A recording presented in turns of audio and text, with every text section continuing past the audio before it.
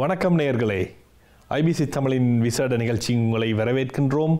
இன்றைய இந்த நிகழ்ச்சியில் முக்கியமாக அண்மையில் பிரித்தானியாவின் உயர் நீதிமன்றத்தினால் அதிஉச்ச உயர் நீதிமன்றத்தினால் வெளியிடப்பட்ட ஒரு வழக்கு சம்பந்தமான ஒரு நிகழ்ச்சியாக இந்த நிகழ்ச்சி இருக்கப் போகின்றது. முக்கியமாக இலங்கை தமிழ் அல்லது ஈழத்தமிழ் அகதிகளாக இங்கு வருபவர்களுடைய அகதி அந்தஸ்து கோரிக்கைகளை எவ்வாறு இந்த நீதிமன்றங்கள் அல்லது உள்நாட்டு அலுவலகங்கள் கையாள்கின்றன என்பது தொடர்பான ஒரு முக்கியமான ஒரு வழக்காகவும் அதன் தீர்ப்பாகவும் இந்த வழக்கானது பார்க்கப்படுகின்றது. அந்த வழக்கு சம்பந்தமாக அந்த வழக்கினை கொண்டு நடத்திய சட்டத்தரணியாக இருக்கின்ற கணநாதன் அவர்கள் என்று நம்முடன் இணைந்திருக்கின்றார். இந்த வழக்கு தொடர்பாகவும் இந்த வழக்கின் தீர்ப்பு எவ்வளவு முக்கியமாக இந்த அகதி அந்தஸ்து கோருபவர்களுக்கும் இலங்கையிலிருந்து வந்து அகதி அந்தஸ்து கோருபவர்களுக்கும் எவ்வளவு முக்கியமான ஒரு தீர்ப்பாக இந்த வழக்கின் தீர்ப்பு அமைந்திருக்கின்றது. இலங்கையினுடைய அரசாங்கத்தின் வேலை திட்டங்களுக்கு தமிழர்களுக்கு எதிரான அல்ல தமிழ் மக்களுக்கு எதிரான வேலை திட்டங்களை புலம்பெயர் நாடுகளில் அவர்கள் செய்கின்ற இந்த வேலை திட்டங்களுக்கு இந்த வழக்கானது எவ்வளவு ஒரு எதிரான ஒரு விடயமாக இருக்கின்றது என்ற போன்ற பல்வேறு விடயங்களையும் இந்த வழக்கு சம்பந்தமாக நாங்கள் பேச இருக்கின்றோம். இந்த விசேட நிகழ்ச்சியில் கணநாதன் அவர்கள் நம்முடன் இணைந்திருக்கின்றார். இந்த வழக்கின் மேலதிக விவரங்களை அவருடன் நாங்கள் கேட்டு தெரிந்து கொள்ளலாம். வணக்கம். முக்கியமாக இந்த வழக்கினை நீங்கள் ரெப்ரசன்ட் பண்ணியவர்ன்றதன் அடிப்படையில் இந்த வழக்கு எங்கிருந்து ஆரம்பித்தது முதல்ல என்ற ஒரு கேள்வி இருக்கின்றது. என்றால் பல்வேறுபட்ட அகதி அந்தஸ்து கோரிக்கைக்கான வழக்குகளை பிரித்தானியாவுடைய இருக்கின்ற உயர் நீதிமன்றங்கள் சந்திக்கின்றன. ஆனால் இந்த வழக்கு ஏன் உயர் நீதிமன்றத்துக்கு எவ்வாறு சென்றது, அது ஏன் அங்கு கொண்டு செல்லப்பட்டது? இந்த வழக்கு நாங்கள் 2-3 கோணங்களில் பார்க்கலாம். முதலாவது எந்த பின்னணியில் இது ஆரம்பித்தது என்று சொன்னால், இவர் இலங்கை அகதி, இவருக்கு ஒரு மெடிக்கல் ரிப்போர்ட்டை நீதிமன்றத்தில் வழங்கியிருந்தார். எக்ஸ்பர்ட் ரிப்போர்ட்டை தான் சித்திரவதைகளை சந்தித்திருக்கின்றேன் என்று. அதை நிராகரித்த அந்த கீழ் நீதிமன்ற நீதிபதியும் ஹோம் ஆஃபீஸும் அவர் இந்த காயங்கள் இவர் யாருடைய உதவியுடன் போட்டுக்கொண்ட காயங்கள் என்று சொல்லியும், உண்மையாகவே சித்திரவதை காரணமாக வந்த காயங்கள் அல்ல என்று சொல்லியும் ஒரு தீர்ப்பு கொடுக்கப்பட்டது 2011ஆம் ஆண்டு. ஆகவே அதன் பின்புலத்தை நாங்கள் பார்த்தால், அந்த காலகட்டத்தில் திரு ராஜபக்ச அவர்கள் ஆட்சியில் இருந்தார். ஆகவே சர்வதேச அழுத்தங்களை அந்த அரசு 2009க்கு பின்னர் மிகவும் சந்தித்து வந்து கொண்டிருந்தது. சர்வதேச விசாரணை, போர்க்குற்ற விசாரணை, சித்திரவதைகள் தொடர்பான விசாரணைகள், இந்த வெள்ளை வானில் கடத்தல்கள் போன்ற விஷயங்களை. ஆகவே அவர்கள் அதை சந்தித்த வேளையில் பிரித்தானியாவிலிருந்து இலங்கைக்கு சென்று இலங்கையில் என்ன நடக்குது என்று ஆராய்ந்து வர சென்ற அதிகாரிகளுக்கு ஒரு NGO ஊடாக ஒரு இலங்கை புலனாய்வு அதிகாரி கூறியிருக்கின்றார், இந்த அகதிகள் பிரித்தானியாவுக்கு வருகிறவர்கள் எல்லாம் தங்களுக்கு காயம் போட்டுக்கொண்டு தான் வருகின்றார்களே ஒழிய உண்மையாக சித்திரவதையை சந்திப்பதில்லை என்ற ஒரு கூற்றை அவர் கூறியிருந்தார். அந்த கூற்று ஹோம் ஆஃபீஸினுடைய அறிக்கையில் உள்ளடக்கப்பட்டிருந்தது. அந்த அடிப்படையில் தான் இப்படியான ஒரு பரவலான ஒரு செய்தி ஹோம் ஆஃபீஸினுடைய முடிவு எடுப்பவர்களுக்கும் சில ட்ரைபியூனல் நீதிபதிகளுக்கும் போய் சேர்ந்திருந்தது. அந்த பின்னணியில் தான் இந்த குற்றச்சாட்டு ஓரளவு வலுப்பெற்று இந்த கேவியினுடைய வழக்கு என்ற இலங்கை தமிழ் அகதியினுடைய வழக்கு கீழ் நீதிமன்றத்தினால் நிராகரிக்கப்பட்டது. அதன் முறையீடு செய்து அப்பர் ட்ரைபியூனலில் அவருடைய வழக்கு அங்கும் தோல்வியுற்று, பின்னர் கோர்ட் ஆஃப் அப்பீலுக்கு சென்றார், அங்கும் தோல்வியுற்று, அதன் பின்னர் நாங்கள் சுப்ரீம் கோர்ட்டுக்கு கொண்டு சென்றிருந்தோம். அங்கு இன்றைக்கு ஒரு வெற்றியை சந்தித்திருக்கின்றார். இதுதான் இந்த வழக்கினுடைய பின்புலம். இலங்கையை பொறுத்த மட்டில் இன்று சுப்ரீம் கோர்ட் வழக்கினுடைய தீர்ப்பு ஏன் மிகவும் முக்கியமான ஒரு மைல்கல்லாக அமைகின்றது என்று கேட்டால், இந்த கேவியினுடைய வழக்கை அவர்கள் ஒரு காரணியாக வைத்துக்கொண்டு இந்த அதிஉச்ச நீதிமன்றம் கொடுக்கின்ற எங்களுடைய லீகல் சிஸ்டத்தில், காமன் லோ சிஸ்டத்தில் சுப்ரீம் கோர்ட்டுடைய தீர்ப்புகள் கீழ் நீதிமன்றங்களுடன் பைண்டிங், அவர்கள் அதை பின்பற்ற வேண்டும் என்ற ஒரு கட்டாயம் அவர்களுக்கு இருக்கின்றது. அந்த ரீதியில் சுப்ரீம் கோர்ட் சில கைடன்ஸை வந்து கொடுக்கின்றது. முக்கியமாக இந்த அகதி அந்தஸ்து கூறுபவர்கள் அவர்கள் சித்திரவதை செய்யப்பட்டிருந்து என்ற குற்றச்சாட்டை முன்வைத்தால் அவர்கள் அதிகமாக medical evidence, medical expert evidence எடுப்பது வழமை. அப்படி எடுக்கும் பொழுது அந்த மருத்துவர்கள், அந்த மெடிக்கல் எக்ஸ்பர்ட்ஸ் வந்து இந்த இஸ்தான்புல் புரோட்டோகால் ஒன்று சொல்லுவார்கள். சர்வதேச ஒரு புரோட்டோகால், ஒரு சட்டம் ஒன்று இருக்கின்றது. இப்படி சித்திரவதை செய்யப்பட்டவர்களுடைய அந்த ஆதாரங்களை ஒரு எக்ஸ்பர்ட் வந்து அறிக்கைப்படுத்துவது என்று, ஒரு மெடிக்கல் எக்ஸ்பர்ட் அதுதான் இஸ்தான்புல் புரோட்டோகால். அதை பின்பற்ற வேண்டும் என்று சொல்லியும் என்னுடைய கோர்ட் ஆஃப் அப்பீலிருந்து இதுக்கு கீழ் இருக்கின்ற கோர்ட் வந்து சொல்லியிருந்தது, ட்ரைபியூனலுடைய ப்ராக்டிஸ் டைரக்ஷன்ஸை தான் ஃபாலோ பண்ண வேண்டுமே ஒழிய இஸ்தான்புல் புரோட்டோகாலை பின்பற்ற தேவையில்லை என்று. ஆனால் உச்ச நீதிமன்றம் இஸ்தான்புல் புரோட்டோகால் தான் இந்த மருத்துவர்களுக்கு, மருத்துவ சான்றிதழ் ஆதாரங்கள், மெடிக்கல் எக்ஸ்பர்ட் எவிடன்ஸ் கொடுப்பவர்களுக்கு வழிகாட்டியாக அமைய வேண்டும் என்று சொல்லி முக்கியமாக தீர்ப்பளித்திருக்கின்றது. அத்துடன் பல 2-3 முக்கியமான விஷயங்களையும் கூறியிருக்கின்றார்கள். அதை நாங்கள் இன்னும் ஆழமாக பார்க்கலாம். முக்கியமாக இந்த நீங்கள் மெடிக்கல் ப்ராக்டிஷனருடைய எக்ஸ்பர்ட்டினுடைய அறிக்கை வந்து தான் இனி முடிவெடுக்கப் போகின்றதா, அதாவது அவர்கள் சித்திரவதைக்கு உட்பட்டிருக்கின்றார்களா இல்லை என்பதை அவர்களுடைய அறிக்கைக்கு ஒரு வெளிச்சேர்க்கும் வகையில் இது இருக்க போகின்றதா? நிச்சயமாக. அதில் தான் நாங்கள் மிகவும் அவதானமாக அந்த கருத்துக்களை இங்கே நாங்கள் தெரிவிக்க வேண்டும். உச்ச நீதிமன்றம் என்ன சொல்லி இருக்கின்றது என்று கேட்டால், மருத்துவ அறிக்கை கொடுப்பவருடைய கூற்றுத்தான் முழுமையான முடிந்த கூற்றாக அமைய வேண்டும் என்ற அல்ல. கிரெடிபிலிட்டி, நம்பகத்தன்மையை பொறுத்த மட்டில் முடிவெடுப்பவர் ஹோம் ஆஃபீஸ் அதிகாரியாக இருக்கட்டும், ஃபர்ஸ்ட் இயர் ட்ரைபியூனலாக இருக்கட்டும், அவர்கள்தான் அந்த உண்மைத்தன்மையை, கிரெடிபிலிட்டியை வந்து கடைசி முடிவை எடுப்பவர்கள் அவர்களாகத்தான் இருக்க முடியும். எனினும் இந்த மருத்துவர்களுடைய அறிக்கை மிகவும் அல்லது வெயிட் கொடுக்க வேண்டும், மிகவும் முக்கியத்துவம் கொடுக்க வேண்டும் என்று இந்த தீர்ப்பு கொடுத்திருக்கின்றது. ஆகவே அந்த இஸ்தான்புல் புரோட்டோகாலில் பார்த்தீர்கள் என்று சொன்னால், ஒரு மருத்துவ அறிக்கை வழங்குபவர் வந்து அந்த ஆதாரம் எவ்வளவு வலுவாக இருக்கின்றதோ அதுக்கேற்றமான ஒரு சில சான்றிதழ்களை கொடுப்பார்கள். கன்சிஸ்டன்ட் என்று சொல்லுவார்கள், ஹைலி கன்சிஸ்டன்ட் என்று சொல்லுவார்கள், டிப்பிக்கல் என்று சொல்லுவார்கள், டயக்னோஸ்டிக் என்று சொல்லுவார்கள். ஆகவே அவர்கள் டிப்பிக்கல் அல்லது டயக்னோஸ்டிக் அல்லது ஹைலி கன்சிஸ்டன்ட் என்று தங்களுடைய அறிக்கையில், அதாவது அந்த சித்திரவதை செய்யப்பட்டவர் அவருடைய வாக்குமூலமும் அவர் உடலிலோ அல்லது மனக்காயங்களோ வந்து அந்த ஆதாரங்களும் வந்து டிப்பிக்கல் அல்லது டயக்னோஸ்டிக் என்ற ஒரு மருத்துவர் அறிக்கையை கொடுப்பாராக இருந்தால், அதை பொய் என்று கூறுவதற்கு வந்து ஹோம் ஆஃபீஸ் டிசிஷன் மேக்கராக இருக்கட்டும், ஃபர்ஸ்ட் இயர் ட்ரைபியூனலாக இருக்கட்டும், மிகவும் பல காரணங்களை அவர்கள் கொடுக்க வேண்டும் என்ற ஒரு சூழ்நிலைக்கு இன்று தள்ளப்பட்டிருக்கின்றார்கள்.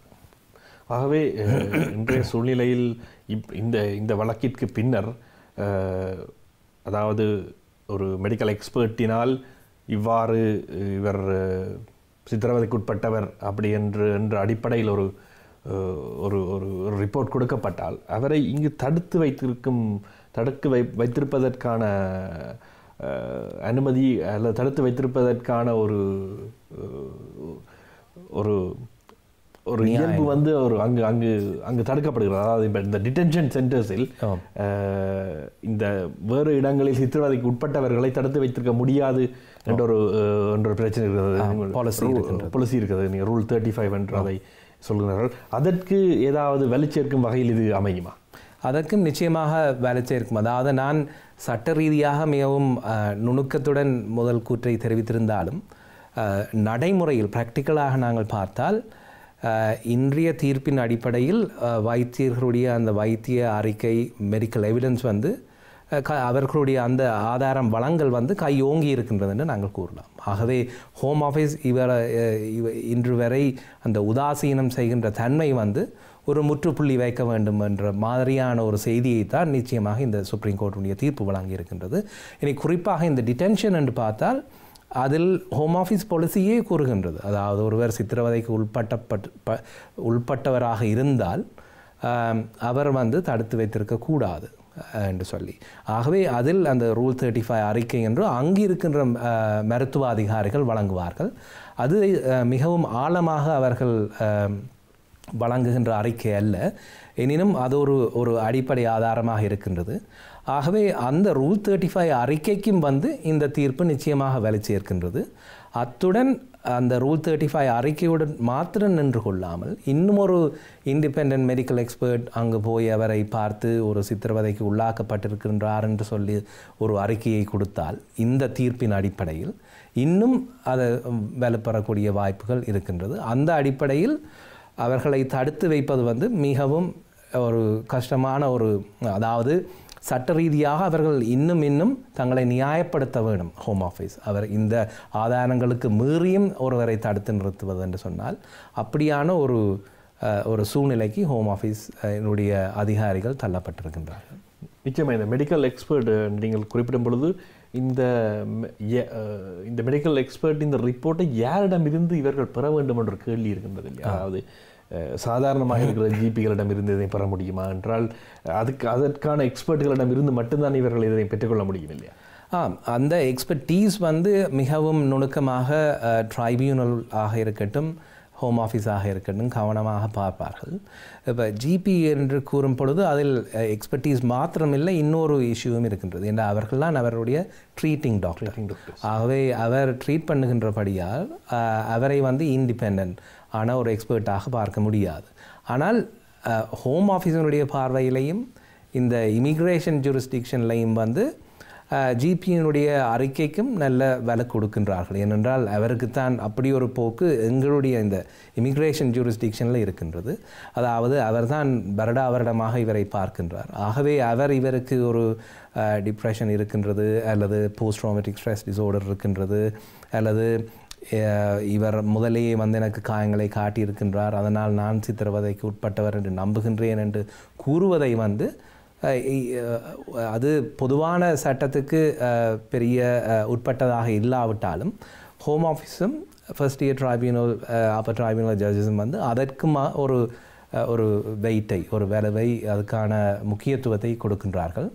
அத்துடன் இண்டிபெண்டன்ட் எக்ஸ்பர்ட்ஸ் என்று அவர்கள் முக்கியமாக கன்சல்டன்ட் ஃபிசிஷியன்ஸாக இருப்பார்கள், அல்லது ஃபாரன்சிக் விஷயங்களில் தேர்ச்சி பெற்ற டாக்டர்ஸாக இருப்பார்கள். அவர்களுடைய அறிக்கையை காயங்கள் சம்பந்தமாக எடுக்க வேண்டும். மற்றது மனோவிய ரீதியான தாக்கங்கள் சித்திரவதையால் வந்திருந்தால் அதை ஒரு கன்சல்டன்ட் சைக்காட்ரிஸ்ட்டை இருந்து எடுப்பதன் மூலம் அவர்கள் தங்களோட அந்த சித்திரவதை நடந்த என்ற விஷயங்களை ஆதாரப்படுத்த முடியும். முக்கியமாக இன்று இப்போது இந்த வழக்கின் தீர்ப்பானது வந்திருக்கின்றது. ஆனால் இதற்கு முன்னால் இப்போ கேவி என்ற வழக்கின் தீர்ப்பு வர முன்னால் இவ்வாறான இந்த சித்திரவதை தொடர்பான ரிப்போர்ட்டுகளை இந்த ஹோம் ஆஃபீஸாக இருக்கட்டும் அல்லது பெற்ற வீடுகளை நம்பாமல் அவர்களுடைய வழக்கை பிழையான முறையில் கையாண்ட பல வழக்குகள் இருக்கும். அவர்கள் திருப்பி தங்களுடைய வழக்கை ரீஓப்பன் பண்ணுவதற்கு அல்லது திருப்பி இந்த கேவியின் அடிப்படையில் வாதாடுவதற்கான சந்தர்ப்பங்கள் இருக்கின்றனவா? நிச்சயமாக. அதாவது அவர்கள் முதல் சுற்றில் ஹோம் ஆஃபீஸில் தோற்று அதன் பின்னர் first year tribunal upper tribunal போன்றவர்களுடைய அந்த மேன்முறையீடுகளில் அவர்கள் அப்பீல்ஸில் தோற்றிருந்தால் அது முக்கியமாக இந்த மருத்த அறிக்கைகள் உதாசீனம் செய்யப்பட்டு அந்த அடிப்படையில் தான் அவர்களுடைய வழக்கு நிராகரிக்கப்பட்டிருந்தால் என்றால் ஒரு வழக்கு நிராகரிக்கப்படும் பொழுது இந்த மருத்துவ அறிக்கை என்பது ஒரு அங்கம். அதை விட அவர்களுடைய விட்னஸ் ஸ்டேட்மெண்ட் இருக்கும், அவர்களுடைய ஓரல் டெஸ்டிமனி இருக்கும், அதை விட எத்தனையோ ஆதாரங்கள் அவர்கள் திரட்டி செல்வார்கள். ஆகவே நீதிபதியோ அல்லது ஹோம் ஆஃபீஸ் டிசிஷன் மேக்கரோ ஒவ்வொரு ஆதாரத்தையும் கருத்தில் எடுத்துக்கொண்டு ஒவ்வொரு ஆதாரத்தையும் நிராகரிக்கும் பொழுது அதற்கான காரணங்களை கொடுக்க வேண்டும். ஆகவே அந்த மருத்துவ அறிக்கையை வழங்கி அந்த காரணத்தையே முதன்மை காரணமாக கூறி ஒருவருடைய வழக்கு நிராகரிக்கப்பட்டிருந்தால் ஹோம் ஆஃபீஸ் லெவல்லையும் சரி ஃபர்ஸ்ட் இயர் ட்ரைபியூனல் ஆக இருந்தாலும் சரி நிராகரிக்கப்பட்டிருந்தால் நிச்சயமாக இந்த வழக்கின் அடிப்படையில் அவர்கள் ஒரு ஃப்ரெஷ் கிளைமை போடக்கூடிய ஒரு சூழ்நிலை உருவாக்கி இருக்கின்றது. முக்கியமாக இந்த உயர்நீதிமன்றத்தால் இன்று வெளியிடப்பட்டிருக்கும் இந்த வழக்கு ஒரு சட்டமாக அல்லது அது ஒரு மிக முன்னணியான வழக்காக தொடர்வதற்கான சாத்தியப்பாடுகள் எவ்வாறு இருக்கின்றன என்ற ஒரு கேள்வி இருக்கின்றது மக்கள் மனதில். என்னவென்றால் பாராளுமன்ற சட்டங்கள் தான் இங்கு மிக முன்னிலையில் இருக்கும் பொழுது இந்த குடிவரவாளர்களை அல்லது இவர்களை கட்டுப்படுத்துவதற்காக ஏதாவது புதிய சட்டங்களை அவர்கள் அறிமுகப்படுத்தும் பொழுது இந்த விடயங்கள் அடிபட்டு போகும் அல்லது இல்லாமல் போகும் என்ற பயம் இருக்கின்றது. அதை நீங்கள் பார்க்கின்றது. இதில் 2-3 மிகவும் ஆழமான சட்ட விஷயங்களை நாங்கள் பார்க்க வேண்டும். ஒன்று நீங்கள் கூறியது போல பிரித்தானிய அந்த கான்ஸ்டிடியூஷனின் அடிப்படையில் பார்லிமெண்ட் இஸ் சுப்ரீம் என்று சொல்லுவார்கள். பார்லிமெண்ட் கொண்டு வருகின்ற சட்டத்திற்கு மேலாக சுப்ரீம் கோர்ட்டு எந்த கோர்ட்டோ ஒரு தீர்ப்பையும் வழங்க முடியாது. இருந்தாலும் இந்த விடயத்தில் அதுதான் அந்த குடியியல் உரிமை சட்டத்தினுடைய அல்லது கான்ஸ்டிடியூஷனுடைய அடிப்படையாக இருந்தாலும் இந்த தீர்ப்பு எந்த விதத்திலையும் ஏற்கனவே இயற்றப்பட்டிருக்கின்ற சட்டங்களுக்கு முரணாக அமையவில்லை. எனினும் இந்த எதிர்காலத்திலும் இந்த தீர்ப்புக்கு எதிராக ஒரு சட்டம் மூலம் கொண்டு வரதுக்கான வாய்ப்புகள் இல்லை. ஏனென்று கேட்டீர்கள் என்று சொன்னால் இதனுடைய அடிப்படை சட்டம் ஒன்று ஆதி சாசனம், ரெஃப்யூஜி கன்வென்ஷன். அது பிரித்தானியாவோட சட்டத்தில் உள்வாங்கப்பட்டிருக்கின்றது. அடுத்தது மனித உரிமை சட்டம், யூரோப்பியன் கன்வென்ஷன் ஹியூமன் ரைட்ஸ் என்ற அடிப்படையில் ஹியூமன் ரைட்ஸ் ஆக்ட் உருவாக்கப்பட்டிருக்கின்றது. ஆகவே அதுதான் அடிப்படை சட்டங்கள்.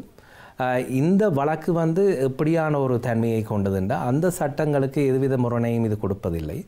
இந்த சட்டம் அந்த சட்டத்தின் அடிப்படையில் ஒரு வழக்கு பார்க்கப்படுவதற்கான ஒரு கைடன்ஸை, ஒரு அறிவுறுத்தலை கொடுக்கின்றது. அந்த ரீதியில் இதற்கு முரணாக ஒரு பாராளுமன்றத்தில் ஒரு சட்டம் மூலம் இயற்றுவதற்கான வாய்ப்பு என்னை பொறுத்த மட்டில் இல்லை என்று தான் நான் 100% கூறுவேன். இந்த பிரெக்சிட் வரும் பொழுது சட்ட மூலங்களில் மாற்றங்கள் ஏற்படும், இமிக்ரேஷன் புதிய இமிக்ரேஷன் பில்ஸ் பாஸ் பண்ணப்பட போன்ற பல்வேறுபட்ட கருத்தாடல்கள் இருக்கும் பொழுது தான் இந்த கேள்வி வருகின்றது. அதை நீங்களும் பார்ப்பாங்க. ஏன்னா பிரெக்சிட் என்றது இன்றைக்கு ஒரு யாருக்குமே என்ன நடக்க போகுன்னு தெரியாமல் ஒரு சூழ்நிலையில் இருக்கின்றது. அந்த நேரத்தில் இந்த மாதிரியான வழக்குகள் அல்லது இந்த மாதிரியாக அகதிகளுடைய உரிமைகள் பாதிப்படையக்கூடிய விஷயங்கள் அங்கு இடம்பெறுவதற்கான சந்தர்ப்பங்கள் இருக்கின்றன. இந்த தீர்ப்பு நாங்கள் திருப்பியும் இது ஒரு மைல்கல் முக்கியமான வழக்குன்னு சொல்லி இன்றைக்கு இவ்வளோ நேரம் இருந்து பேசுவதற்கு காரணம் என்னென்று கேட்டால், சட்ட ரீதியாக இது ஒரு ஒரு ஒரு ஒரு அடுத்த படிக்கல் தான், ஒரு கைடன்ஸை கொடுத்திருக்கின்றது. ஆனால் இந்த நேரத்தில், அதாவது இந்த பிரெக்சிட் மாத்திரமல்ல, இங்கு கருப்பின சகோதரிகளுக்கு நடந்த விண்ட்ரஷ் கொடுமை மாதிரியான விஷயங்களில் ஒரு பாய்சனான ஒரு கிளைமேட் உருவாகி இருக்கின்றது. அதாவது இங்கு குடி வந்தவர்களுக்கும் இமிக்ரன்ஸுக்கும் அகதி பெற்றவர்களுக்கும் எதிரான ஒரு ஹாஸ்டைல் என்வாரன்மெண்ட். முக்கியமாக இந்திய பிரதம மந்திரியான தெரேசா மே அவர்கள் ஹோம் செக்ரட்டரியாக ஆரம்பித்திருக்கும் பொழுது இந்த ஹாஸ்டைல் என்வாரன்மெண்ட் பாலிசி என்றே அவர்கள் உள்வாங்கி அதன் ஒரு அங்கமாகத்தான் நாங்கள் விண்ட்ரஷ் பார்க்க வேண்டும். அப்படியான ஒரு சூழ்நிலையில் தான் இந்த காயம் போடுவது போன்ற இப்படியான ஒரு போக்கும் ஹோம் ஆஃபீஸில் அதை அப்படியான குற்றச்சாட்டுகளை ஆதி கோருபவர்களுக்கு மேல் முன்வைப்பது, அப்படி ஒரு கீழ்த்தரமான நடவடிக்கைகளில் ஹோம் ஆஃபீஸ் ஈடுபட்டு கொண்டிருந்தது. ஆகவே இந்த வழக்கு வேறு சட்ட ரீதியாக கைடன்ஸை வழங்குகின்றது. மற்றது இது அதியுச்ச நீதிமன்றத்திலிருந்து வருவதனால் இந்த நாட்டின் நீங்கள் கான்ஸ்டிடியூஷனான ஒரு கேள்வியை நீங்கள் கேட்டிருந்தீர்கள். 3 அங்கம் இல்லையா? ஒன்று பாராளுமன்றம், இரண்டாவது அரசாங்கம் எக்ஸிகூட்டிவ், மூன்றாவது கோர்ட் ஜுடிஷரி. ஆகவே அந்த ரீதியில் 3 அங்கத்திலே ஒவ்வொரு அங்கமும் அதை தான் ஜனநாயகம் என்று சொல்லுவார்கள், செக்ஸ் அண்ட் பேலன்சஸ். அப்போ சுப்ரீம் சுப்ரீம் கோர்ட்டுன்றது அதியுச்ச நீதிமன்றம். அதில் சுப்ரீம் கோர்ட்டின் தலைமை நீதிபதி லேடி ஹேல், லேடி வில்சன் போன்ற சீனியர் ஜட்ஜஸ் தான் இந்த தீர்ப்பை வழங்குகின்றார்கள். ஆகவே அந்த தீர்ப்புன்ற சரியான சட்ட அப்ளிகேஷன் ஒரு ஒரு குறுகிய ஒரு விஷயமாக இருந்தாலும் அவர்கள் சொல்கின்ற செய்தி இப்படியான கீழ்த்தரமான வேலைகளுக்கு நீங்கள் போகக்கூடாதுன்ற செய்தியை தான் அறிவுறுத்தலைத்தான் அவர்கள் ஒரு பின்பக்கத்தால் கொடுக்கின்றார்கள் ட்ரைபியூனல் ஜட்ஜஸுக்கும் ஹோம் ஆஃபீஸுக்கும். ஆகவே அந்த செய்தி நிச்சயமாக பெரிய வீச்சை கொண்டிருக்கும் என்பதுதான் என்னுடைய கருத்து. அதனால்தான் நாங்கள் இந்த தீர்ப்பை ஒரு பெரிய விஷயமாக நாங்கள் பார்க்கின்றோம். அதாவது அதனுடைய சட்ட வீச்சு ஒரு மெடிக்கல் எவிடன்ஸ் சம்பந்தமான ஒரு விஷயமாகத்தான் இருக்கலாம். இன்றைக்கு உச்சநீதிமன்றம் ஒரு வருடத்திலேயே கிட்டத்தட்ட ஒரு 50-70 வழக்குகள் தான் பார்ப்பார்கள். ஒரு கிழமைக்கு 2 தீர்ப்பு அதிகம்தான் வழங்குவார்கள். ஆகவே மேக்சிமம் 100 தீர்ப்புன்னு சொல்லலாம். ஆகவே அந்த 100க்குள் இதை ஒரு அஜெண்டாவாக கொண்டு வந்ததே வந்து ஒரு பாரிய விஷயம். ஆகவே அவர்கள் நிச்சயமாக இந்த அகதி அந்தஸ்து கோருபவர்கள் வந்து நீங்கள் சரியான நியாயமான ஃபேர்னஸோடு பார்க்க வேண்டும், ஒரு கருணையோடு பார்க்க வேண்டும். இப்படியான கீழ்த்தரமான குற்றச்சாட்டுகளை முன்வைக்கக்கூடாது என்று தான் அவர்கள் சொல்லாமல் சொல்லுகின்றார்கள் இந்த தீர்ப்பில். அதனால்தான் இந்த தீர்ப்பினுடைய வீச்சு வந்து இந்த காலகட்டத்தில், அதாவது ஹாஸ்டைல் என்வாரன்மெண்ட் பாலிசியை ஹோம் ஆஃபீஸ் கடைப்பிடித்திருக்கின்ற காலகட்டத்திலும் இந்த பிரெக்சிட் நடந்து இமிக்ரெண்ட்ஸுக்கு எதிரான ஒரு சூழ்நிலை கிளைமேட் ஒன்று உருவாகியிருக்கின்ற சூழ்நிலையிலும் வந்து பாரிய ஒரு மாற்றத்தை எதிர்பார்க்கும் என்று நாங்கள் பார்க்கின்றோம். முக்கியமாக இந்த வழக்கானது இன்று இந்த வழக்கு சம்பந்தமான விடயங்களை பேசும்பொழுது நீங்கள் ஆரம்பத்தில் சொன்னது அங்கு இருக்கும் ஒரு இலங்கை அரசினுடைய ஒரு புலனாய்வு அல்லது அங்கு இலங்கையின் புலனாய்வு துறை அதிகாரியால் கொடுக்கப்பட்ட தவறான கருத்துக்கள் அடிப்படையில் தான் இவ்வாறான ஒரு பிரச்சனை இங்கு கொண்டு வரப்பட்டது என்று. மறுபடியும் இதே மாதிரியான தகவல்கள் கொடுக்கப்பட்டு திருப்பியும் இதே மாதிரியான ஒரு நிலைமை ஏற்பட்டால் இன்னும் ஒரு நீங்கள் சொன்னீர்கள் கிட்டத்தட்ட 2011ஆம் ஆண்டு இவருடைய வழக்கு ஆரம்பித்தது, இன்னும் ஒரு 7-8 வருடங்கள் இவ்வாறு போகக்கூடியதற்கான சந்தர்ப்பம் இருக்கின்றதா? இப்போ இலங்கை அரசாங்கத்தினுடைய இந்த டயஸ்போரா தொடர்பான பார்வை வந்து இப்போவும் ஒரு இறுக்கமாகத்தான் இருக்க போன்றது. ஏனென்று கேட்டீர்கள் என்று சொன்னால், இந்த டயஸ்போராவில் தான் இந்த அகதி அந்தஸ்து கோருபவர்கள், அகதிகள், இந்த பிரித்தானிய பிரஜைகளாக வந்தவர்களும் அடங்குகிறார்கள். ஆகவே டயஸ்போராக்கும் இலங்கை அரசாங்கத்துக்குமான ஒரு உறவு, ஒரு சுமூகமான சூழ்நிலை உருவாக வேணும் என்றால் இலங்கையில் நிரந்தரமான ஒரு அரசியல் தீர்வு, தமிழர்களுக்கு நீதியான ஒரு தீர்வு கிடைத்தாலே ஒழிய அங்கிருக்கின்ற அரசியல் கட்சிகள் பலமிழந்து போனால் கூட இந்த டயஸ்போரா தான் மிகவும் பலமாக குரலை எழுப்பப் போகின்றது, எழுப்பி கொண்டிருக்கின்றது. அப்படியான சூழ்நிலையில் வந்து இலங்கை அரசாங்கம் என்ன விதமாக இந்த டயஸ்போரா மீது சேறு பூச முடியுமோ அதற்கு தொடர்ந்து முயற்சி செய்து கொண்டு தான் இருப்பார்கள். இது ஒரு பக்கம். இதுக்கு முதல் நாங்கள் 2008, 2005, 2009 காலப்பகுதிகளில் தமிழர்களுக்கிடையே இந்த கிரெடிட் கார்டு விஷயம் வந்து ஒரு முக்கியமான பிரச்சனையாக இருந்தது. ஒரு கணிசமான ஒரு சிறு தொகையான தமிழர்கள் அந்த கிரெடிட் கார்டு ஃப்ரோடில் ஈடுபட்டதனால் அப்போ இலங்கை அரசாங்கத்தினுடைய பிரிட்டிஷ் ஹை கமிஷனுடைய கேம்பெயின் எப்படி இருந்தது என்று சொன்னால், தமிழர்கள் எல்லாரும் கிரெடிட் கார்டு ஃப்ராட்ஸ்டர்ஸ். அப்போ இந்த நாட்டில் ஒரு சின்ன சின்ன அது மாதிரி தான் இந்த காயம் போடுதல் என்ற விஷயம். ஹோம் ஆஃபீஸும் வந்து இந்த நாட்டினுடைய ஹாஸ்டைல் என்வாரன்மெண்ட்டில் வந்து என்னென்ன காரணங்களை கொடுத்து இங்கே நிராகரிக்கலாம்னு சொல்லி அவர்கள் தேடிக்கொண்டிருக்கும் பொழுது இப்போ இலங்கை அரசாங்கம் அவர்களுக்கு தேவையான அந்த விஷயங்களை தூக்கி போட்டு தங்களுடைய ப்ரொபகேண்டாவையும் கொண்டு போவதற்கு பார்ப்பார்கள். ஆகவே 2005க்கு பின்னர் விடுதலை புலிகளை அவர்கள் அழிக்க வேண்டும் என்ற நோக்கில் உச்சகட்டமாக யுத்தத்தை நடத்தும் பொழுது இங்கு டயஸ்போரா விடுதலை புலிகளுக்கு ஆதரவாக மிகவும் செயற்பட்டதன் காரணமாக டயஸ்போராவுக்கு களங்கம் ஏற்படுத்தும் விதமாக இந்த கேம்பெயினை மிகவும்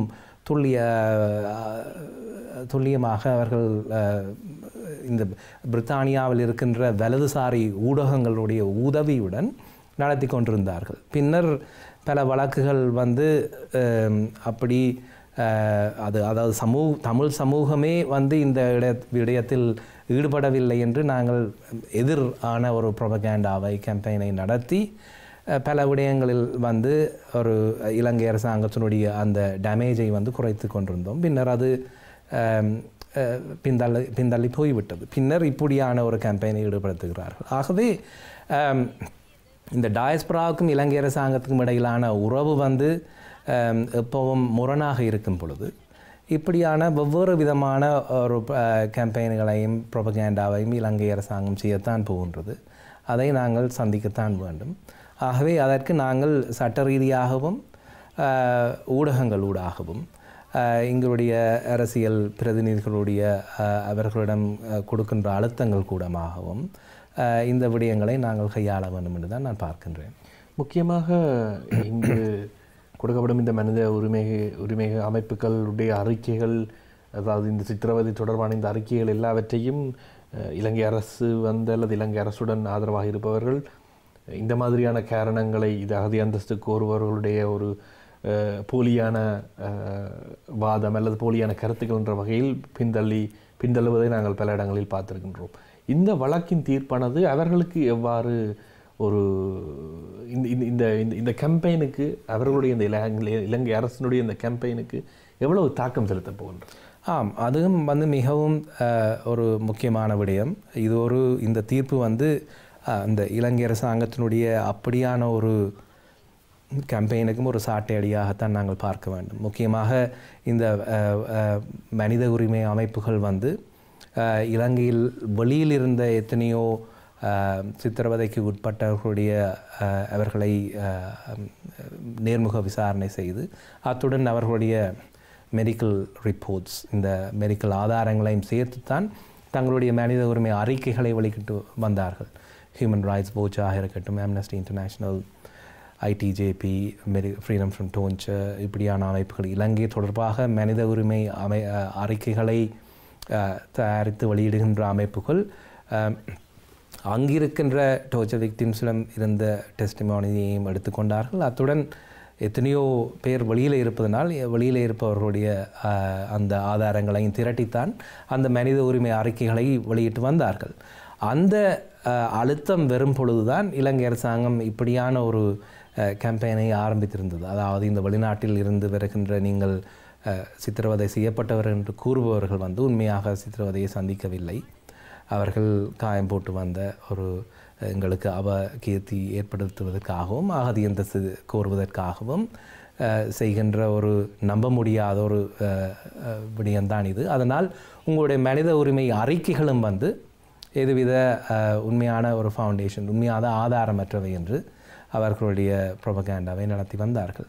அதற்கும் இது மிகவும் ஒரு முக்கியமான ஒரு செய்தியை சொல்லுகின்றது என்று நாங்கள் பார்க்கலாம். முக்கியமாக நீங்கள் குறிப்பிட்ட இந்த மனித உரிமை அமைப்புகள் இந்த வழக்கின் தீர்ப்பினை எவ்வாறு பார்க்கின்றார்கள்? அவர்களுடைய ஆதரவு உங்களுக்கு இருந்ததா இந்த வழக்கினை நடத்தும் பொழுது?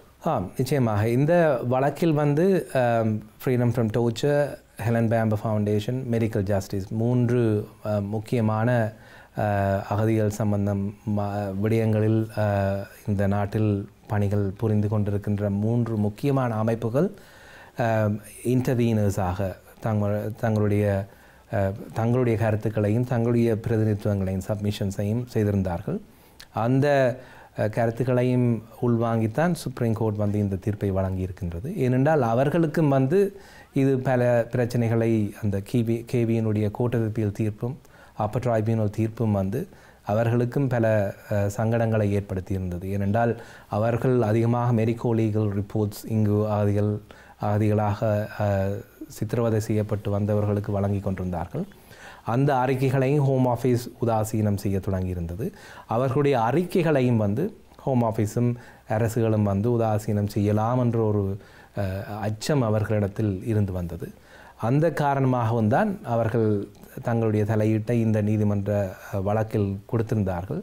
அவர்களுடைய வாதங்களையும் உள்வாங்கித்தான் சுப்ரீம் கோர்ட் இந்த தீர்ப்பை வழங்கியிருக்கின்றது. முக்கியமாக இலங்கை அகதிகள் தொடர்பான வழக்காக இருந்தாலும் ஒட்டுமொத்தமாக பார்க்கும் பொழுது அகதி அந்தஸ்து பெறுபவர்களுக்கு இந்த வழக்கு விட முக்கியமானதாக இருக்கின்றது. மிகவும் முக்கியமானது இது. அதான் சுப்ரீம் கோர்ட்டினுடைய தீர்ப்பு வெறுமன இலங்கை தமிழ் அகதிகளுக்கு இது பிரயோஜனமானது மாத்திரமல்ல, எந்த அகதி அந்தஸ்து கேட்பவர்களுக்கும் அது முக்கியமான, இந்த நாட்டிலிருந்து வருபவர்களுக்கும் அது அனைவருக்கும் முக்கியமானதாக அமைகின்றது. மற்றது இந்த செல்ஃப் இன்ஃப்ளிக்ஷன் பை ப்ராக்ஸி, அதாவது காயம் போடுகின்றார்கள், தாங்கள் இன்னொருவரின் உதவியன் போட்டுக்கொண்டு வருகின்றார்கள் என்ற குற்றச்சாட்டு இலங்கை மட்டும் சம்பந்தமானதல்ல. மனித உரிமை மீறல்களை சர்வதேச ரீதியில் சந்திக்கின்ற அரசுகள் பல இப்படியான குற்றச்சாட்டுகளை மனித உரிமை அமைப்புகளுக்கு தெரிவித்து கொண்டிருக்கின்றன. சுடானாக இருக்கலாம், இஸ்ரேலாக இருக்கலாம். இப்படியான ஒரு டிஃபென்ஸை அவர்கள் பாவிப்பது வழமையாக இருந்தது. ஆகவே அதற்கும் இந்த தீர்ப்பு ஒரு காத்திரமான ஒரு பதிலுரையை கொடுக்கின்றது என்று பார்க்கின்றேன். அதைவிட இன்னும் ஒரு விடயம் இருக்கிறது. இப்போ இந்த தீர்ப்பு ஆனது இவ்வாறு வந்துவிட்டது, ஆனால் இந்த தீர்ப்பில் சில விடயங்களை அவர்கள் குறிப்பிட்டிருப்பார்கள். அதாவது இந்த விடயங்களுடன் பொருத்தமானதாக இருக்கும் பட்சத்தில் தான் இந்த வழக்கானது இன்னொரு வழக்கிற்கு பொருத்தி பார்க்க முடியும் என்று சில கண்டிஷன்ஸை போடுவது வழக்கமாக இருக்கின்றது. அப்படியான ஒரு கருத்துருவாக்கம் மக்கள் மத்தியில் இருக்கின்றது. இந்த வழக்கில் அவ்வாறான ஏதாவது ஒரு இப்போ சித்திரவதைக்கு உட்பட்டிருந்தார்னு சொல்லப்பட்டாலும் ஆனால் அவருக்கு இவ்வாறான கண்டிஷன்ஸ் இதில் இந்த பொருத்தப்பாடு இருந்தால்தான் இந்த வழக்கோடு பொருத்தி பார்க்க முடியும் என்று ஏதாவது கண்டிஷன்ஸ் அதில் அப்ளை போடப்பட்டது? நீங்கள் கேட்பது இந்த அதாவது மிக உச்ச நீதிமன்றம் தீர்ப்புகளை வழங்கும் பொழுது ஒரு காரணி எந்த தீர்ப்பாக இருக்கட்டும், ஒரு பர்சனல் இன்ஜுரி கிளைமாக இருக்கட்டும், டோர்ச்சராக இருக்கட்டும், ஒரு கமர்ஷியல் வழக்காக இருக்கட்டும், ஃப்ளட் கேட்ஸ் என்று சொல்லுவார்கள். அவர்களும் பெருசாக ஒரு சட்ட வீச்சை வைத்து விட்டால் எல்லாரும் இந்த உலகம் முழுக்க இந்த நாட்டுக்காக வந்து விடுவார்கள் என்ற ஒரு கருத்தும் அவர்களுடைய மனத்தில் இருக்கும் நிச்சயமாக. ஆகவே அந்த இடத்தில் பார்க்கும் பொழுது இந்த வழக்கினுடைய அதாவது மெடிக்கல் எவிடன்ஸை கையாளுவது என்ற ரீதியில் மிகவும் காத்திரமாக மிகவும் ஒரு லிபரலாக அந்த தீர்ப்பை வழங்கியிருக்கின்றார்கள். எனினும் அதில் குறிப்பிட்டு சொல்லுகின்றார் லார்ட் வில்சன் இந்த அதாவது உண்மைத்தன்மையை கிரெடிபிலிட்டியை முடிவெடுப்பது மருத்துவ அதிகாரியாக இருக்க முடியாது, மெடிக்கல் எக்ஸ்பர்ட்டாக இருக்க முடியாது, அது ஹோம் ஆஃபீஸ் அதிகாரியாகவோ அல்லது ட்ரைபியூனல் ஜட்ஜாகத்தான் இருக்க வேண்டும். ஆகவே அதில் ஒரு கவனமாகத்தான் இருக்கின்றார்கள். அதாவது சித்திரவதை செய்யப்பட்ட உண்மைத்தன்மையை ஒரு மெடிக்கல் எக்ஸ்பர்ட் கூறலாம் என்று இருந்தாலும் சித்திரவதைக்கு உட்பட்டாரா இல்லையா அந்த கடைசி முடிவு அந்த சூழ்நிலை அவருடைய வழக்கு. ஏனென்றால் சித்திரவதை செய்யப்பட்டாரா இல்லையான்றது வழக்கினுடைய ஒரு முக்கியமான அம்சம். அதுதான் முடிந்த முடிவல்ல. அதன் பின்னர் அவர் இலங்கை அகதியாக இருந்தால் இலங்கைக்கு திருப்பி அனுப்பப்பட்டால் இன்றைக்கும் மீண்டும் கைது செய்யப்பட்டு சித்திரவதை செய்யப்படக்கூடிய வாய்ப்பு இருக்கா என்று நாங்கள் பார்ப்பார்கள். அதுதான் ஆதி சட்டம். ஆகவே அந்த விடயங்களை நிச்சயமாக ஹோம் ஆஃபீஸினுடைய கையிலும் ஃபர்ஸ்ட் இயர் ட்ரைபியூனல் ஜட்ஜஸுடைய கையிலும் அப்பர் ட்ரைபியூனல் ஜட்ஜஸுடைய கையிலும் தான் அது கொடுத்துருக்கின்றது. அதில் அந்த முடிவுகளை மெடிக்கல் எக்ஸ்பர்ட்ஸ் எல்லாம் முடிவெடுக்கலாம் என்ற மாதிரி ஒரு பாரிய வீச்சை இந்த தீர்ப்பு கொடுக்கவில்லை. அதைத்தான் நாங்கள் அந்த நெரோவிங் என்று நீங்கள் கூறினால் பார்க்கலாம் இந்த வழக்கில். இந்த வழக்கில் முக்கியமாக இந்த வழக்கை இந்த உயர் நீதிமன்றத்துக்கு உங்களுடன் சேர்ந்து எடுத்து சென்ற மற்றைய உங்களுடைய சட்டத்தரணிகள் அவர்களுடைய பங்களிப்பு எவ்வாறு இருக்கின்றது இந்த வழக்கு தொடர்பாக? அவர்களுடைய பங்களிப்பு தான் பாரிய பங்களிப்பு. இப்போ நாங்கள் இந்த கோர்ட்டுக்கு பீல் சுப்ரீம் கோர்ட் என்று சொல்லும் பொழுது அதாவது சொலிசிட்டர்ஸ் நிறுவனத்தினுடைய பங்கு ஒரு எவிடன்ஸ் கேதரிங் ஃபேக்சுவலாக இருக்கும். மிக்க நுணுக்கமான லீகல் ஆர்குமெண்ட்ஸை மேக் பண்ணுவது அதனுடைய பேரிஸ்டர்ஸ் ஆப்புகாத்துகள் அட்வொகேட்ஸாக இருப்பார்கள். ஆகவே இந்த வழக்கில் Richard Drabble QC, Ronan Toal, Charlotte Bayati, Michelle Brewer என்று 4 பேரிஸ்டர்ஸ் ஒர்க் பண்ணியிருந்தார்கள் கேவி சார்பாக.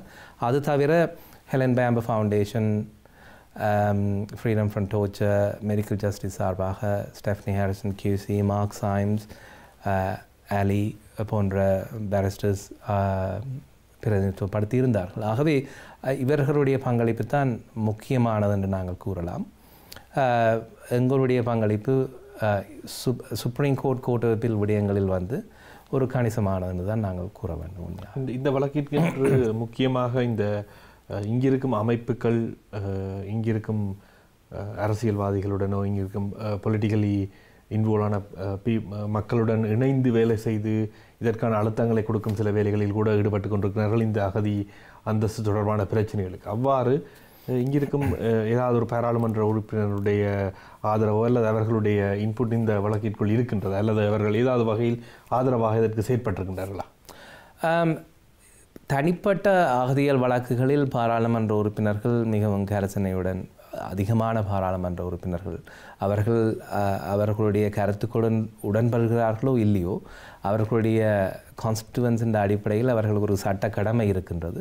அந்த அடிப்படையில் சரியான பிரதிநிதித்துவங்களை செய்வார்கள். இல்லை, அதை தான் கேட்க முடியும். என்றால் தனிப்பட்ட ரீதியில் ஆதரவுகளையும் அகதிகளுக்கு ஆதரவாக இருக்கும் பொழுது, ஆனால் கட்சி ரீதி என்று வரும்பொழுது கட்சியாக அவர்கள் செயற்படும் பொழுது அகதிகளுக்கு எதிரான முடிவுகளுக்கு கூட சில சமயம் ஆதரவளிக்கின்ற ஒரு சூழ்நிலை ஏற்படும். இவ்வாறான வழக்குகளில் அவர்களால் ஆதரவளிக்க முடியுமா அல்லது ஏதாவது செய்வதற்கான சாத்தியப்பாடுகள் இருக்கு? அவர்களுடைய பங்களிப்பு இந்த வழக்கு என்று பார்த்தால் ஒன்றுமில்லை தானே, ஏனென்றால் இது சட்டத்துறை சார்ந்தது. ஆனால் நீங்கள் கூறுகின்ற மாதிரி அந்த முடிவை வைத்துக்கொண்டு இன்னும் ஹோம் ஆஃபீஸுக்கு அவர்கள் அழுத்தங்களை கொடுத்து, இப்போ முக்கியமாக பார்த்தீர்கள் என்று சொன்னால் இந்த கேவி என்கின்ற இளைஞர் ஏன் 8 வருடமாக இத்தனை கோட் ஏறி இறங்கித்தான் நான் காயம் போடவில்லை, மருத்துவ அதிகாரியை பாருங்கள், உண்மையாக நான் சித்திரவதைக்குள்ளே உள்ளாக்கப்பட்டேன் என்று கூற வேண்டும். இதே ஹோம் ஆஃபீஸுக்கு இந்த அரசியல்வாதிகள் எல்லாம் மிகவும் அழுத்தம் கொடுத்தார்கள் என்று சொன்னால் நிச்சயமாக இந்த ஹாஸ்டைல் என்வாரன்மெண்ட்டை மாற்றக்கூடிய ஒரு சூழ்நிலையை உருவாக்கலாம். நிச்சயமாக முடியும்.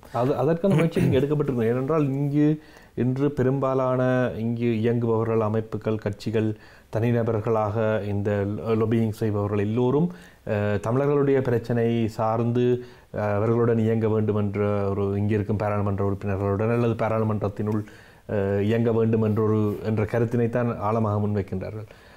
பாராளுமன்றத்தில் இது சார்ந்த முக்கியமாக இலங்கை தமிழர் அகதிகள் சார்ந்த ஏதாவது சட்ட வரைவுகளை கொண்டு வருவதற்கான முயற்சிகளில் ஈடுபடுகின்றார்களா?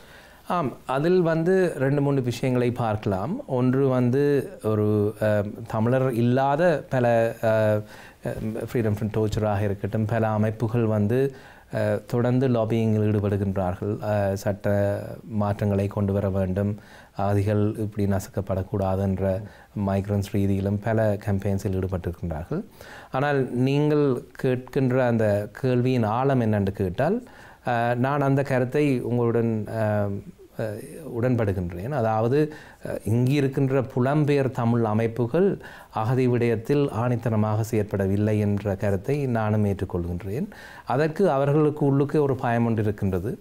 இந்த அகதி விடயங்களை தங்களுடைய லாபியில் பரப்புரையில் சேர்த்து கொண்டால் இலங்கை சம்பந்தமான தங்களுடைய பரப்புரை அடிபட்டு போகலாம் என்ற ஒரு அச்சம் அவர்கள் இருப்பது மாதிரி நான் ஒரு செயற்பாட்டாளன் என்ற அடிப்படையில் பார்த்திருக்கின்றேன். அது எந்த ஒரு நியாயமான கருத்தல்ல.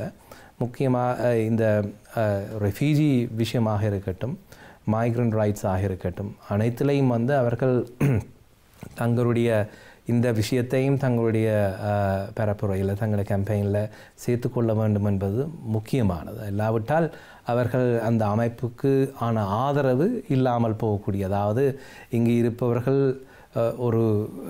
ஒரு குறிப்பிட்ட சதவீதமானவர்கள் பிரித்தானிய பிரஜா உரிமை பெற்றிருந்தாலும் எத்தனையோ பேர் அவர்களுடைய உறவுகள், குடும்ப உறுப்பினர்களை பிரஜா உரிமை இல்லாமலும் வேறு லிமிட்டட் லீவ் டு ரிமைன்ஸ்லையும் அகதி அந்தஸ்து கோருபவர்களாகவும் இருக்கின்றார்கள்.